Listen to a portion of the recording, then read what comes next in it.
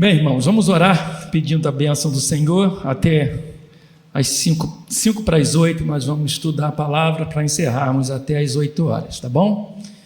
Senhor, abençoa agora o estudo da Tua palavra, prepara o nosso coração, fala ao coração de cada um de nós, através da palavra do Senhor, na ação do Teu Santo Espírito.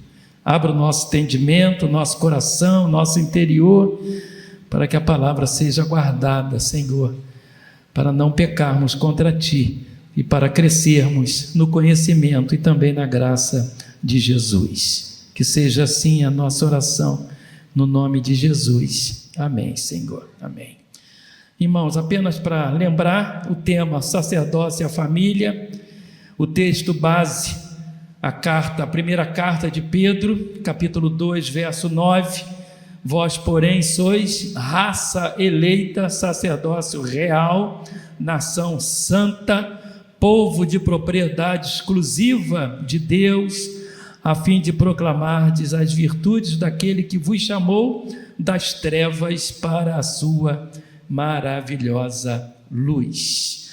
Vimos o ofício sacerdotal na vida daqueles patriarcas que, antes da instituição pelo Senhor do sacerdócio, eles desempenharam o sacerdócio familiar, no caso principalmente de Noé, e depois os patriarcas Abraão, Isaque e também Jacó. Vimos o que a Bíblia fala de um sacerdote especial, foi o nosso estudo de quinta-feira passada, chamado Melquisedeque, não é? Lá a partir do texto de Gênesis, também do texto de Salmos e também do texto de Hebreus. Rei de Salém, antigo nome de Jerusalém, sacerdote do Deus Altíssimo, sem genealogia, ou seja, sem registro de pai ou mãe, superioridade sacerdotal de Melquisedeque. Seu nome significa rei de justiça,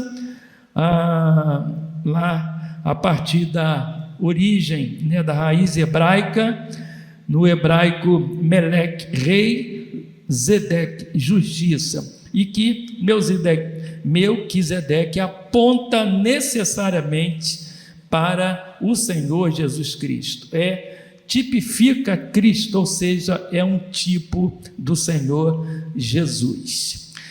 E começamos a ver então a escolha sacerdotal. Isso começa, e vamos ler agora o texto, Êxodo 28, 1, por gentileza.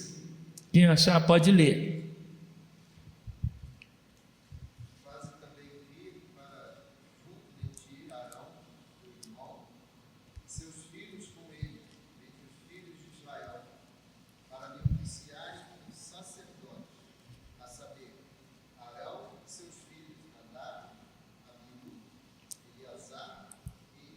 Então, irmãos, exatamente aqui, tá certo? Em Êxodo 28, a partir de Êxodo 28, nós temos o sacerdócio sendo instituído pelo Senhor, e o que Deus faz? Deus separa a tribo de Levi, ou seja, os sacerdotes só podiam ser da tribo de Levi. Então, isso quer dizer, e é bom que nós saibamos disso, que nem todo levita era sacerdote, mas todo sacerdote era da tribo de Levi, tá bom? Então é bom gravar isso. Nós lemos aqui na Bíblia sobre o levita, então ele era sacerdote. Não necessariamente, mas se ele era sacerdote, então nós devemos lembrar que ele foi escolhido para sacerdote, saindo ou sendo escolhido a partir da tribo de Levi. Então Deus separa a tribo de Levi para o serviço no tabernáculo, e desta tribo separa Arão e sua descendência para o serviço sacerdotal. Aí Arão e seus filhos, Nadab, Abiú, Eleazar e Itamar, os 4 filhos de Arão. Para ser sacerdote era necessário o chamado de Deus, por isso que não era simplesmente o fato de ser levita que dava a condição sacerdotal. Dentro da tribo de levita era para se aguardar o chamado de Deus, Deus chamando, então aquele levita passava a ser também sacerdote. Vamos ver Hebreus 5:4.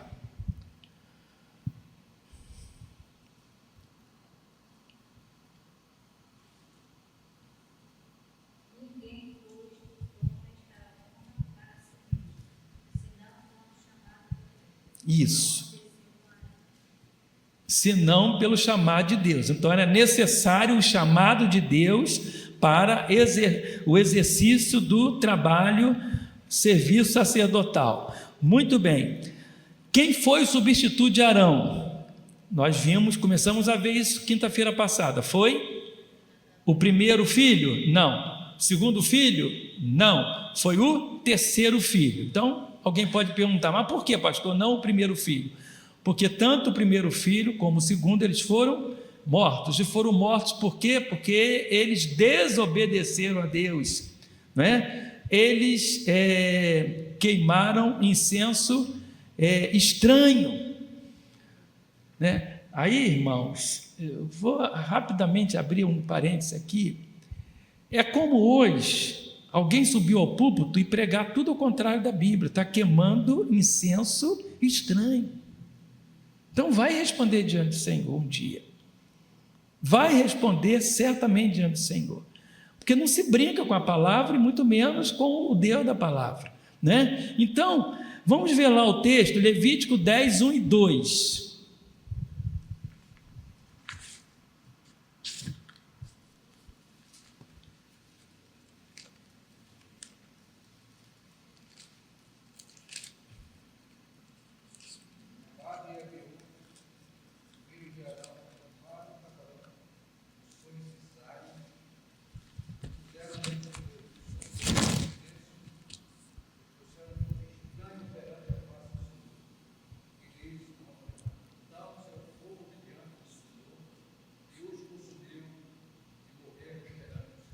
Isso, tá certo?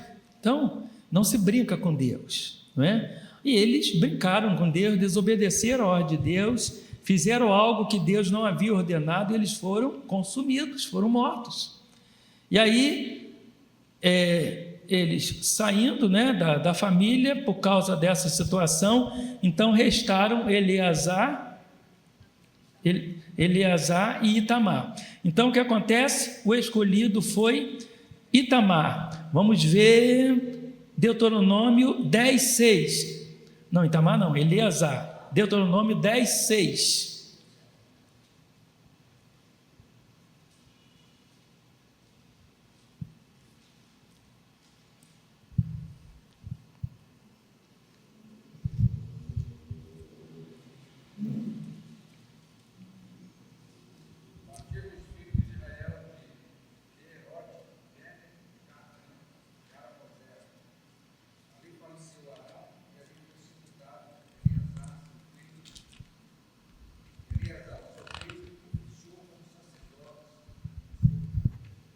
Muito bem, então, partiram os filhos de Israel, ali faleceu Arão e ali foi sepultado. Eleazar, seu filho, oficiou como sacerdote em seu lugar.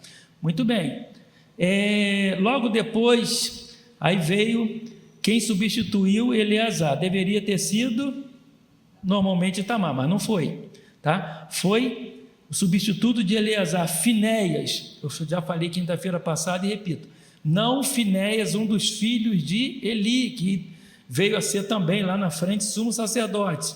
Ele tinha 2 filhos, Ofni e Finé. Vai lembrando esse nome, né? Alguém tiver filho aí, né? Já falei isso também, né? Nome feio, né? Ofni, Finé, né? Mas são nomes bíblicos, né? Então a gente tem que, enfim. Então, Ofni e Finés eram filhos de Eli e também morreram, né? Então não tem nada a ver esse Finéias com o substituto de Eleazar. É outro Finés. Vamos ver a Bíblia em Números 25, 11 a 13. Números 25. Pode ler.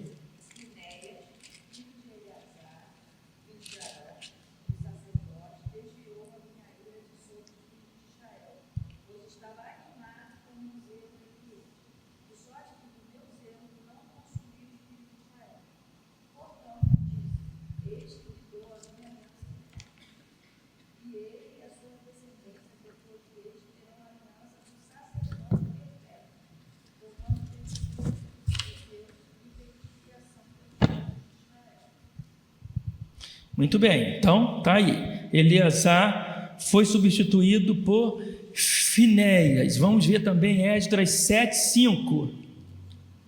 Já mais lá na frente, livro de Esdras.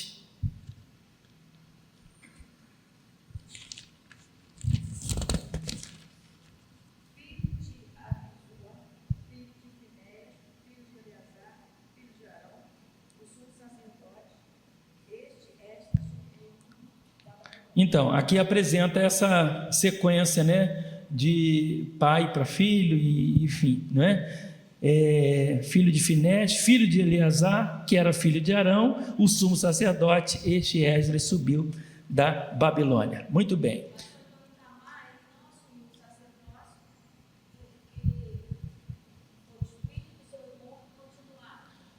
Sim, foi o que aconteceu, exatamente.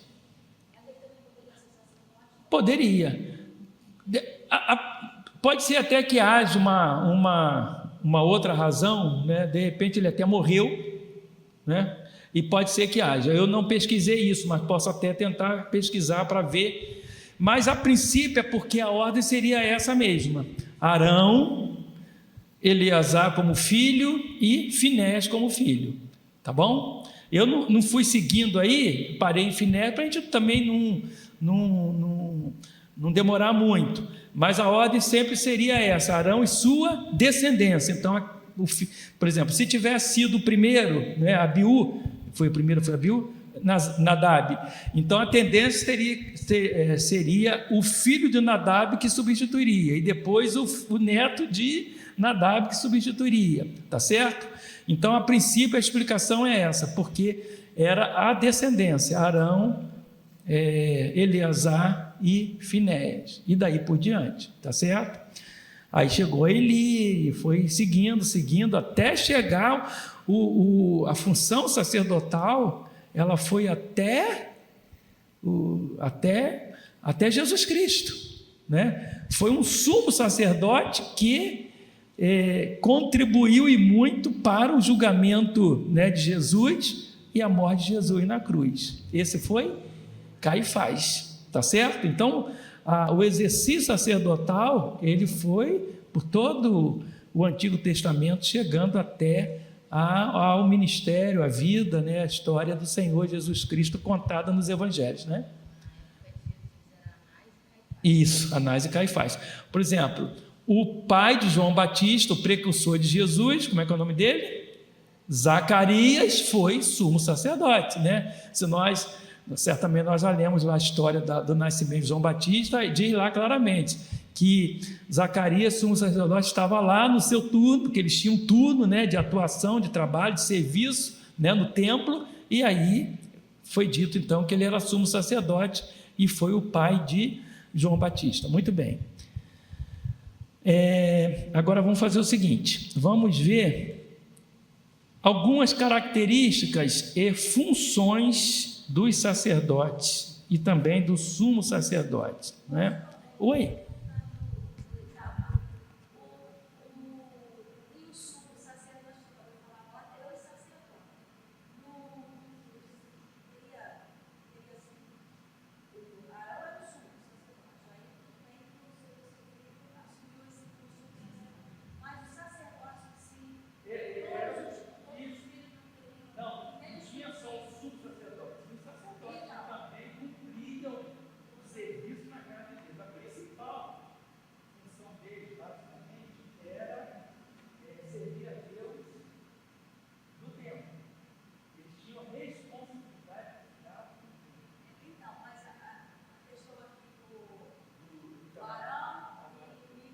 Dos filhos.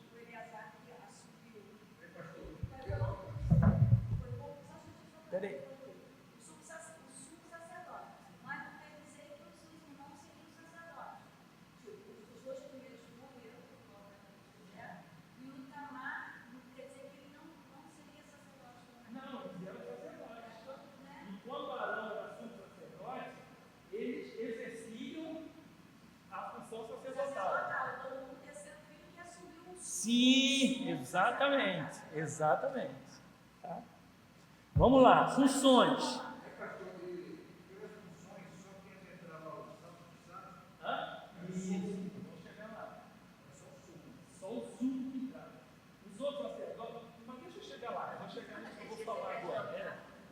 vocês têm sempre essa negócio, né, de antecipar o meu estudo, né? Eu vou guardar num cofre o meu estudo, porque eu acho que vocês entram lá no gabinete, ficam lá e acham o meu estudo e antecipam o que eu vou falar.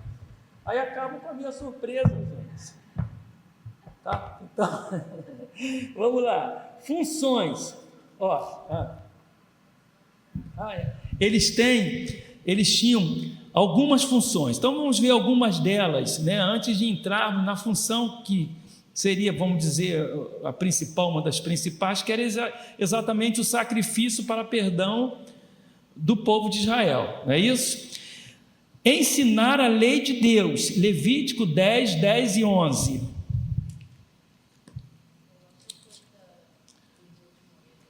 Levítico 10.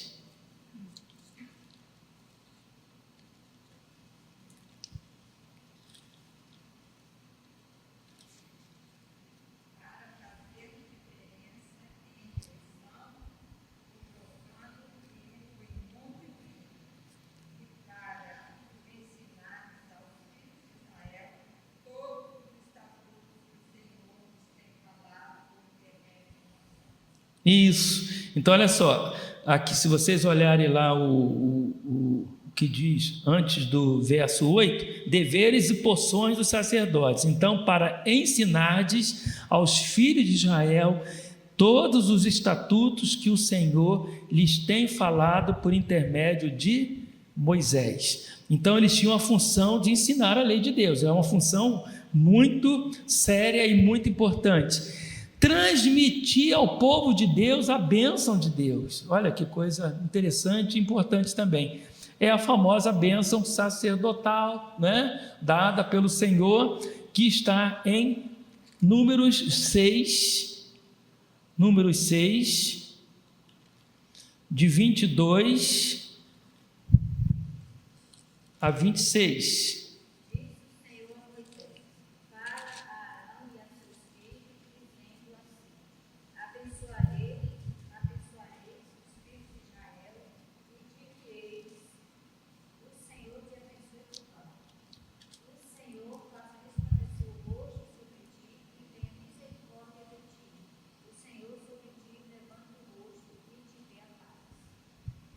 Isso, essa é a bênção sacerdotal, né? Tão bonita, tão importante, a bênção com que Deus ordenou a Arão e a seus filhos. Olha como Deus inclui os filhos, né? Ordena a Arão e a seus filhos para que eles abençoem os filhos de Israel, dizendo, aí vem a bênção, né? A bênção do cuidado, da paz, né? Levantar o rosto, enfim, essa bênção que tem atravessou os séculos todos e está na história da igreja e é usada, né, para abençoar hoje o próprio povo de Deus, a igreja do Senhor. Muito bem. Sacrifícios pelos pecados diversos, ofertas de manjares, sacrifício pelo... culto divino, o cuidado com o culto divino. Agora uma observação importante: os sacrifícios não removiam o pecado definitivamente. Nós precisamos entender isso, né? O que acontece? Quando o sacerdote sacrificava, né, em favor de alguém, e o sumo sacerdote, né, porque poderia acontecer os sacrifícios diários, alguém chegava e pedia, né, o sacerdote para sacrificar por algum motivo na sua casa, na sua vida. Então o sacerdote ia e sacrificava. Mas tinha o dia especial chamado dia da expiação, não é? Em que, aí sim, como Jair falou, somente o sumo sacerdote, somente ele, ninguém mais, entrava no chamado Santo dos Santos, atravessava o véu que separava o lugar santo dos santos, né? Antes do véu já era santo. Imagina depois do véu, não é? Chamado Santo dos Santos. Só o sumo sacerdote, uma vez por ano, no dia determinado pelo Senhor, ele não podia entrar qualquer dia que desse na cabeça dele, eu vou entrar hoje. Se ele entrasse hoje, sem que aquilo fosse determinação de Deus, ele morria. Se outro que não fosse o sumo sacerdote entrasse qualquer dia, ou até no dia determinado pelo Senhor, morria. Porque somente o sumo sacerdote, somente no dia determinado pelo Senhor, uma vez por ano, entrava no Santo dos Santos, sacrificava um animal em favor dele próprio. O primeiro sacrifício era em favor do próprio sumo sacerdote, de quem fazia o sacrifício, e também em favor de todo o povo de Israel. Aí, por que esse sacrifício ele era inferior, né, e transitório, e não pode ser comparado ao sacrifício de Jesus? Porque um ano depois ele tinha que entrar lá de novo, então ele tinha um tempo determinado, então ele não era definitivo, não era eterno, tá certo? Só o sacrifício de Jesus foi eterno, de uma vez por todas. Jesus não morreu um ano e morreu um ano depois, ressuscitou e morreu um ano depois, aí ressuscitou de novo e morreu novamente um ano depois. Não tem isso, nem, né, pensar nessa possibilidade. Jesus morreu uma vez por todas, definitivamente. Esse foi o sacrifício completo, eterno, definitivo. Por isso que Jesus é chamado de o sumo sacerdote incomparável, porque é diferente do sacrifício, quer dizer, é igual em termos de, olhando o sacrifício em si, mas é diferente na proposta dele, nas características, tanto do Antigo Testamento como o sacrifício de Jesus no Novo Testamento, porque um era transitório, imperfeito, não removia os pecados e teria que ser repetido um ano depois. Já o de Jesus removeu os pecados, todos os nossos pecados, para a salvação. Vocês estão percebendo a diferença, que é definitiva, e a gente precisa sempre guardar isso na mente, né?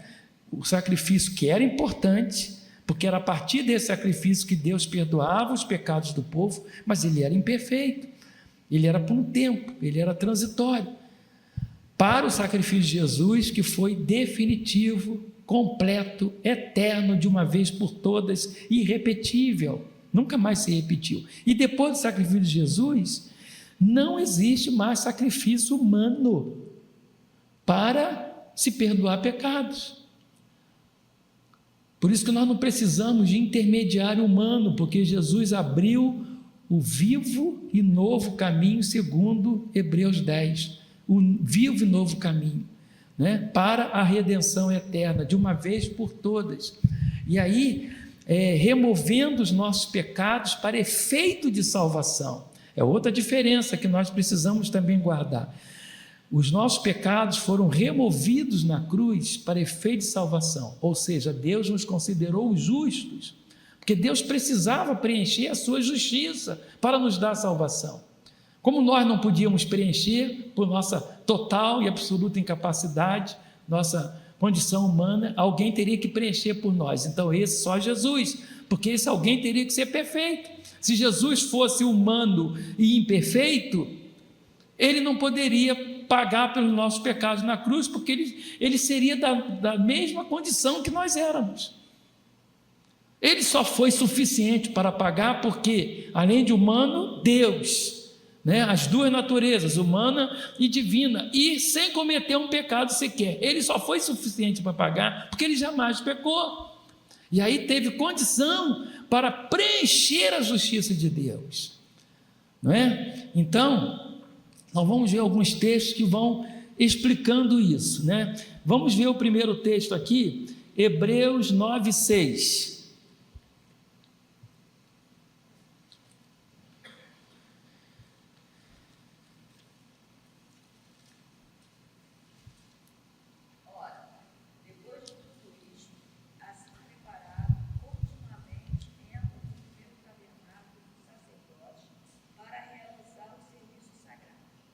Leu 7 também. Mas no segundo, o sumo sacerdote, ele só uma vez por ano, não sem santo, que oferece por si e pelos pecados de ignorância do povo.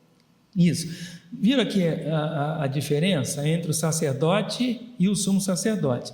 Ora, depois de tudo isso, assim preparado continuamente, podia ser em qualquer tempo, qualquer dia, não tinha um dia determinado. Entram no primeiro tabernáculo. O que era o primeiro tabernáculo? Era o lugar santo, antes do véu, tá? Os sacerdotes, para realizar os serviços sagrados. Mas no segundo, que segundo? Além do véu, o chamado Santo dos Santos, aí entra o sumo sacerdote. Aí não tem a palavra sacerdote, tem a palavra ou a expressão sumo sacerdote. Ele sozinho, olha como é que a Bíblia explica detalhadamente qual era a situação. Ele sozinho, e só podia entrar sozinho, uma vez por ano, não duas, não três, e não uma vez a cada 2 anos, uma vez por ano. Isso não foi invenção do sumo sacerdote, ideia do coração do sumo, isso foi plano de Deus, foi ordem de Deus, foi determinação de Deus. Uma vez por ano, não sem sangue, porque ele levava o animal para sacrificar, que oferece por si e pelos pecados de ignorância do povo. Muito bem, vamos ver outro texto aqui. Eles realizavam, como eu já disse, os serviços sagrados no templo, substituíam os pães da proposição. Vamos abrir Êxodo 25, 30.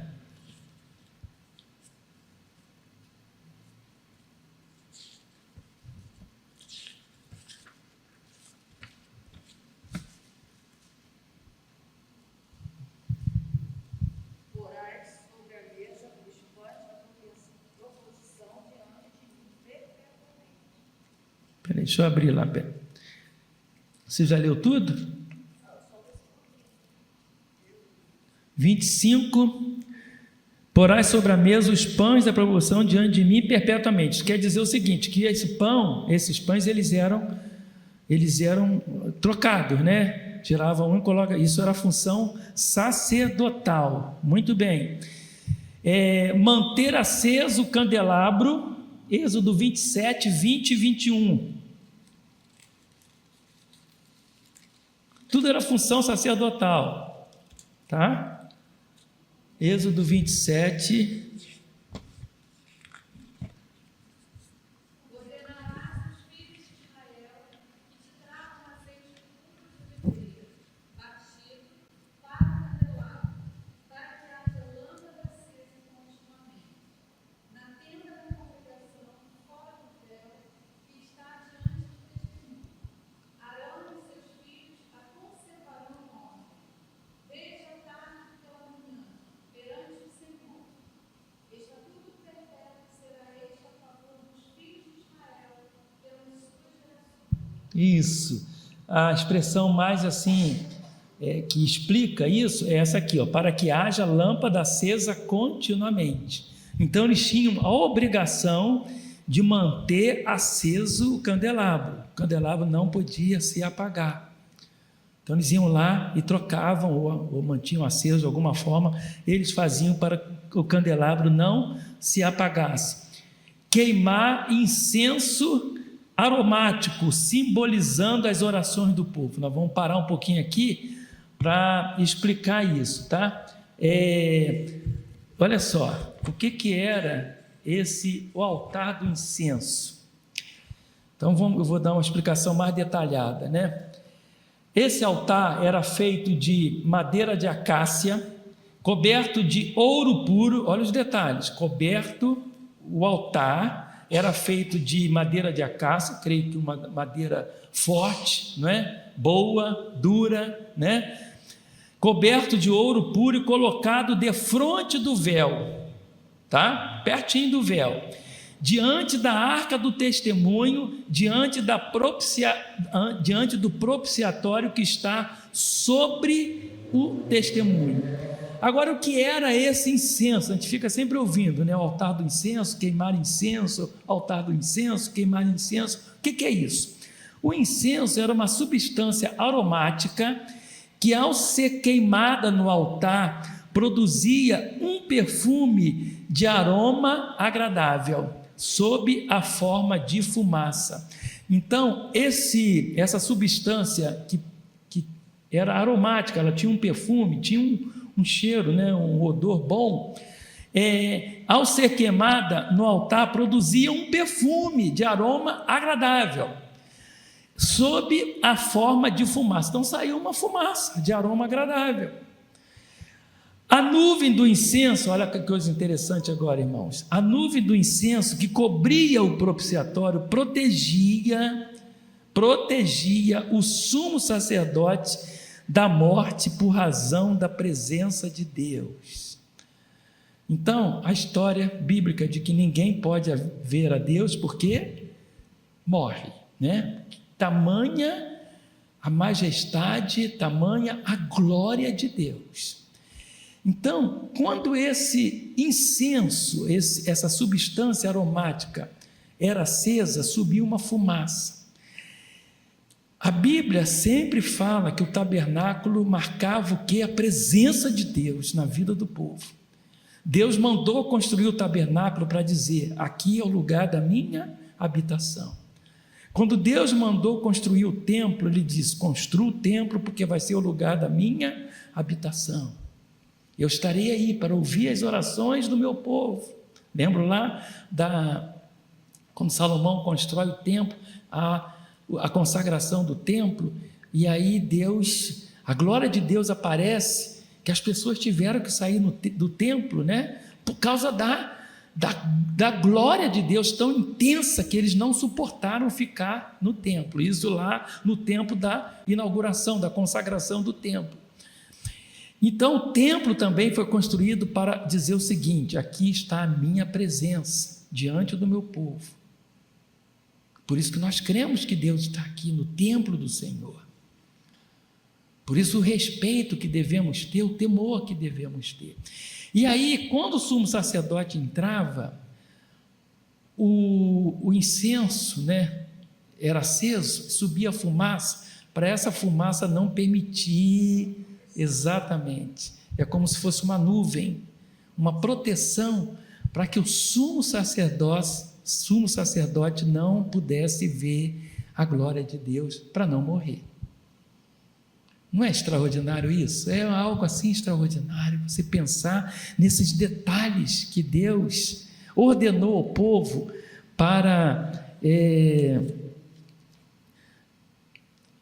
que o povo caminhasse diante dele com temor, com obediência, com fidelidade, sendo propriedade exclusiva do Senhor. Então, olha só, Levítico 16:13. Isso, exatamente o que eu acabei de explicar. Porá o incenso sobre o fogo perante o Senhor, para que a nuvem, né? Nós usamos até essa expressão aqui, né? Nuvem, para que a nuvem do incenso cubra o propiciatório, para quê? Que está sobre o testemunho, para que não morra, para que quem não morra? O sumo sacerdote. Porque se ele não tivesse uma nuvem, uma fumaça que pudesse cobrir, né, a sua visão, ele ia ver a glória de Deus, e aí iria morrer. É extraordinário, a Bíblia é fantástica, é perfeita, né? E Deus, nos detalhes que Ele ordenou ao povo, para caminhar com o povo, para marcar a sua presença diante do povo. Muito bem, nós vamos terminar, faltam 2 minutos para as 8. Quinta-feira nós não teremos a aula, na outra quinta-feira também não, vamos ter um culto das famílias, nós estamos planejando isso, de gratidão pelas famílias, no penúltimo dia do mês, né, dia 31, o dia seguinte. Então dia 30 o culto, no primeira quinta-feira de junho, se Deus quiser, nós retornamos. Aí provavelmente vamos usar praticamente o mês de junho todo, tá bom? Mas vamos caminhar devagar, para que os irmãos entendam, para que isso entre no nosso coração, para que nós nunca esqueçamos dessa diferença, é a principal coisa, do exercício sacerdotal no Antigo Testamento para o exercício sacerdotal de Jesus, né? Um transitório, o outro final, um imperfeito, o outro completo, perfeito. Um tinha que se repetir, o outro uma vez por todas, e principalmente, um não removia os pecados. Deus perdoava durante aquele tempo, tanto que ele tinha que ser repetido. E o outro removeu, como diz Paulo aos Colossenses, né? Encravou, Jesus encravou na cruz o dito de dívida que tínhamos contra Deus. E ele simplesmente eliminou, como se fosse uma nota promissória que nós tínhamos que pagar a Deus. E Jesus assinou aquela nota promissória e pagou ao Pai para nos justificar perante Ele para a nossa eterna salvação. Amém? Amém.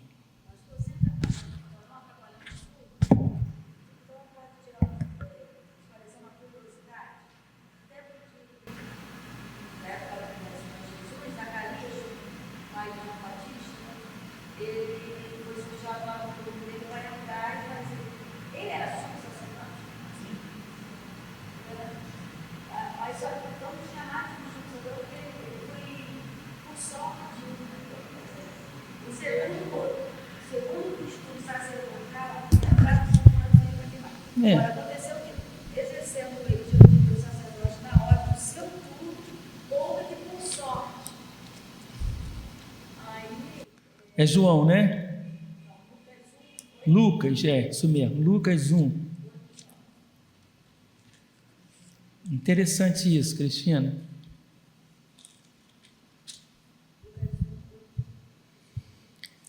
O sacerdócio, na ordem do seu turno, coube-lhe, por sorte, segundo o costume sacerdotal, entrar no santuário do Senhor para queimar o incenso. Qual é a sua pergunta? Então, Zacarias, ele tinha o ofício de sumo sacerdote, de sumo, não só de sacerdote. Mas o que me chamou a atenção, tinha só, tá.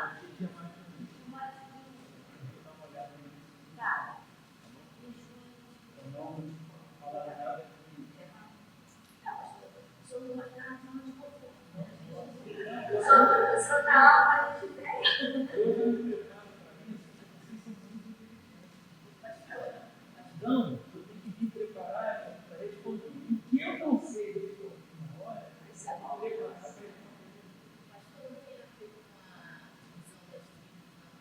Vamos ver isso aí. Deixa eu ver com calma isso aí. Vou ver com calma isso aí, como que funcionava essa questão aí do turno. Tá bom? Que é uma coisa interessante. Vamos ficar de pé, irmãos, vamos orar, receber a bênção.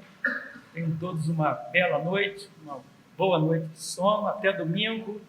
Senhor Deus, querido Pai, obrigado, Senhor, por este dia, pelo culto, pela reunião, pela comunhão com o Senhor, pela comunhão uns com os outros, por todos os irmãos presentes aqui nesta noite, por Tua palavra ao nosso coração, que Tu possas gravá-la, Senhor, para que jamais esqueçamos os ensinos, as leis, os decretos, juízos, os mandamentos do Senhor às nossas vidas. Possamos cumprir, Senhor, possamos obedecer a Tua voz, a palavra do nosso Deus, possamos Te servir com toda fidelidade, alegria, porque Tu és digno, Senhor, e só o Senhor é digno do nosso louvor e da nossa adoração. Despede-nos com a Tua paz, leva-nos em segurança aos nossos lares, concede-nos uma boa noite, um dia de manhã abençoado, abençoa o domingo, enfim, Senhor, que a nossa vida esteja sempre, permanentemente, nas mãos do nosso Deus. Que seja assim a nossa oração, no nome de Jesus. Amém, Senhor. Que a graça de Jesus Cristo, nosso único, suficiente e eterno Salvador, o amor de Deus, nosso Pai, Criador, sustentador dos céus, da terra, de tudo que neles há, e que o carinho, o conforto, a alegria e o poder do Santo Espírito de Deus repousem aqui neste lugar e sobre todo Israel de Deus, espalhado por toda a terra, hoje e para todo sempre. Amém.